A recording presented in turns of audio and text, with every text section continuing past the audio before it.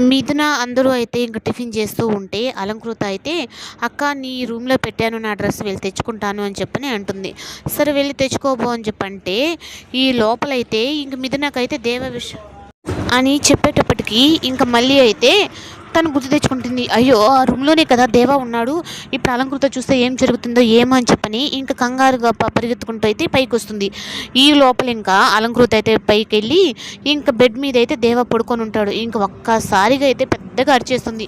అప్పుడు ఇంకా వచ్చి అలాగే దేవాని చూసేటప్పటికి ఇంకా అలంకృత అలాగే హర్షవర్ధన్ అందరి కుటుంబం అయితే అక్కడికొచ్చేస్తుంది. అయ్యో! ఈ రౌడీ ఏంటి ఇక్కడున్నాడు అని చెప్పనంటే తనకి తను నైట్ వచ్చాడు నాన్న తనకి బాగలేదు. తను ఇంకా స్పృహలో కూడా లేకుండా ఉన్నాడు అని చెప్పి అనేటప్పటికి ఇంకా నేను పడుకోబెట్టాను అని చెప్పానంటే, ఎందుకు మిథున ఇలాంటి పనులు చేసావు, ఇలాంటి రౌడీలని ఎక్కడ ఉంచాలో అక్కడే ఉంచాలంటే ఇంక ఈ లోపల రిషికి అయితే కోపం వస్తుంది. అంకుల్ తను నా ఫ్రెండు, తను ఏదో ప్రమాదంలో ఉంటే నా భార్య కదా, తను నా కాబోయే భార్య కదా తను కాపాడింది. అయినా మీరు మంచి అని చూసుకోకుండా తను ఒక రౌడీ అని చెప్పని ఎందుకంటారు, దేవా గురించి మీకేం తెలుసు అని చెప్పి మాట్లాడతాడు.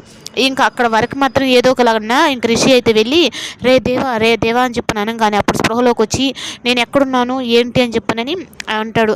రే నన్ను ఇంటి దాకా తీసుకెళ్ళిరా రిషి అని చెప్పంటే, అయినా నువ్వు ఇక్కడ ఎందుకు పడుకున్నావరా, నా రూమ్లో కన్నా వచ్చుంటే నేను అక్కడ పడుకోబెట్టుకో ఉంటాను కదా.